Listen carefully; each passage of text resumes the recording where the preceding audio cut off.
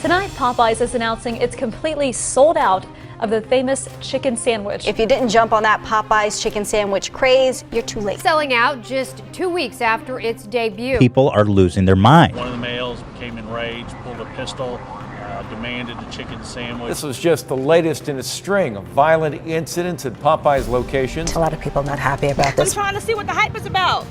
Look at the line. Have y'all been to Chick-fil-A? What they line look like? What? They don't want no money.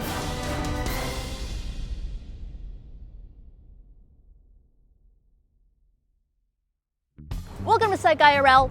I mean, Entrepreneur IRL. My name is Donna, and let's talk about the Popeyes chicken sandwich. There's a lot we can learn about this sandwich and apply it to our own business. It's quite interesting seeing a normal-looking sandwich go viral in a social media world. Today, social media has impacted restaurant discovery in a way where places are sought out due to novelty, aesthetics, and in some ways, notoriety. Eating in the dark and cat cafes have had quite the buzz on social media due to their novelty. Food aestheticism has also become equally important for the gram. Lines form out the door for this gigantic milkshake from Black Tap in New York City. Is this the milkshake line? Yeah.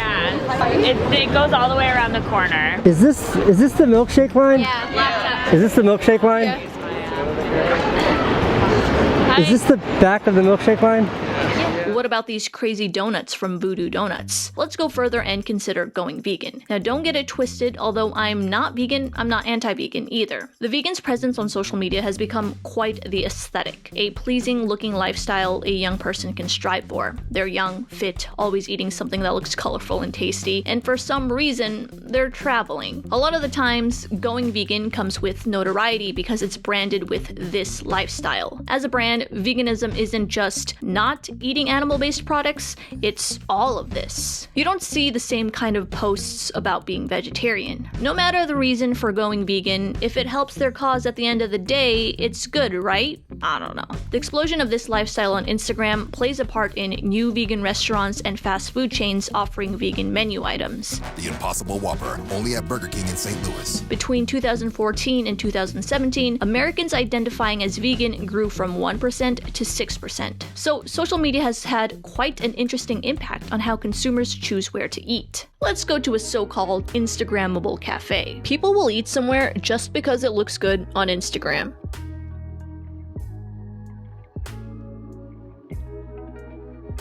Instagram launched in 2010. With its launch, you see the term Instagram restaurant rising over time. There's absolutely no doubt food industries are being influenced by the demand of social media friendly foods.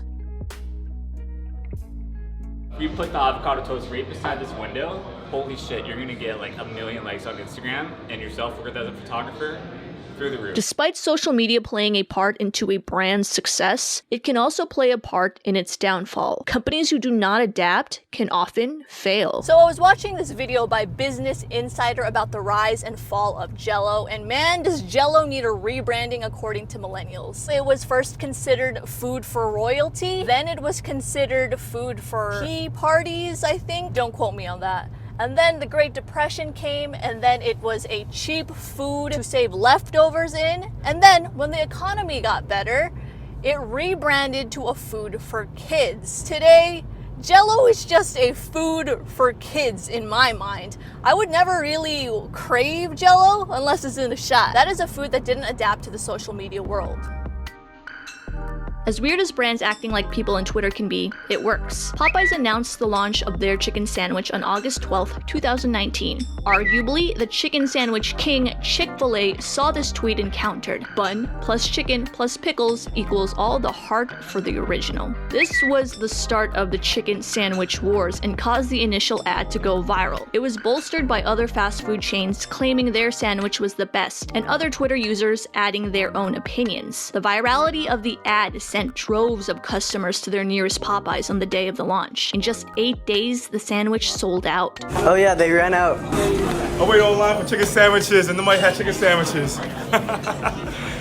That's Popeyes for you, right? How in the world does a fast food chicken restaurant run out of fried chicken sandwiches. Whether the shortage for the chicken sandwich be intentional or naturally occurring, it created the perfect storm for the scarcity principle to come to play. The principle states that we see commodities as more valuable when they are less available than when they are in abundance. Take coin collectors, for example. Coins that contain mistakes are a desirable commodity to collectors because of their rarity. The 1955 double-die Lincoln and the three-legged buffalo nickel are must-haves for coin enthusiasts. The same demand is seen in other collectibles like Pokemon cards and baseball cards. Now, the scarcity principle doesn't only affect things that already have a fan base, it affects things much simpler. In a 1975 study by Warchel and colleagues, participants were split into two groups. Individuals in one group were told to try a cookie from a jar that contained 10 cookies. Individuals in the second group were told to try a cookie from a jar that contained 2 cookies. Both were the exact same cookie, but when asked to rate them, individuals in the 2-cookie group rated their item as a more attractive consumer item, more desirable to eat in the future, and more costly. The fact that Popeye's chicken sandwich sold out in 2 weeks plays perfectly into this principle. Before you YouTubers start faking sold-out merch, scarcity becomes even more powerful when there is perceived competition. In that same cookie study by Warchel, there was an additional 2 conditions that studied this behavior. The first group was exposed to constant scarcity, aka just the 2 cookies. The second group were led to believe these 2 cookies were what was left from other participants eating them. Just as expected, perceived competition resulted in higher ratings. Social media bolstered perceived competition for this chicken sandwich. You gotta try it. It's social media right now just booming, so you wanna be with everyone. Long lines, FOMO, and even, stabbings? Whew. To be there, standing in the line, posting about it on social media creates a dynamic of superiority. I tried this exclusive item first, and you didn't.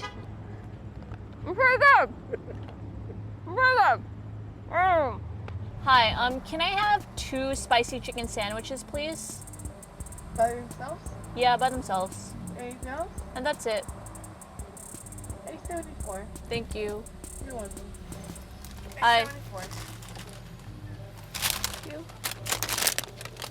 Lastly, the Popeye's chicken sandwich worked on psychological reactance theory. This theory states that when our free choice is limited, we tend to want to retain that right even more. Consider the prohibition of alcohol in the United States in the 1920s. Prohibition gained traction from religious groups and certain health advocates in hopes to curb crime, corruption, and social issues. When prohibition was enacted, the consumption of alcohol initially dropped due to how difficult the commodity was to attain, but the ban eventually led to the rise of organized crime, violent crimes, and stretched prison systems as a result of individuals obtaining alcohol by any means necessary, even if it was illegal. According to psychological reactance theory, when we have a right suddenly taken away, we want it back even more. In 1933, prohibition was repealed. Although the Popeye's chicken sandwich didn't open up any underground markets, we did see a few ridiculous crimes because of it. What was a commodity that was supposed to be available to the general public from August to September was no longer available.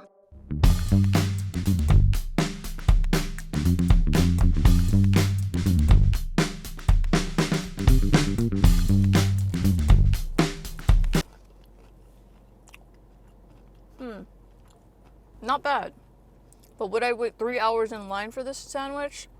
Maybe not. Not only have marketing teams mastered sales strategy down to a science, they've been able to leverage social media as well. They take traditional marketing tactics and place that in a modern medium. Although food marketing has evolved with the times, one factor still remains unchangeable. Once again, we go back to the study by Warchel. Even when groups were led to believe that the cookies they had were scarce and in demand, this didn't change how participants rated the taste of the cookies. A cookie was good or bad, regardless of how scarce it was. So no matter how well a product is marketed or no matter how viral it goes, utility always wins when it comes to customer satisfaction. And you know, that's a relief because there are some viral food trends I'm glad didn't last. 1, 2, 3, go.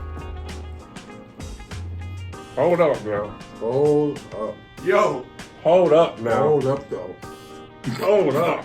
Wow. It's incredible. Really? Don't get me wrong, it's delicious. But I don't know if I can definitively say which one's better. Yeah, that's good. Okay. Wow. I know when my last meal is going to be. I know I'm going to die. Popeye's fried chicken's got to be my last meal.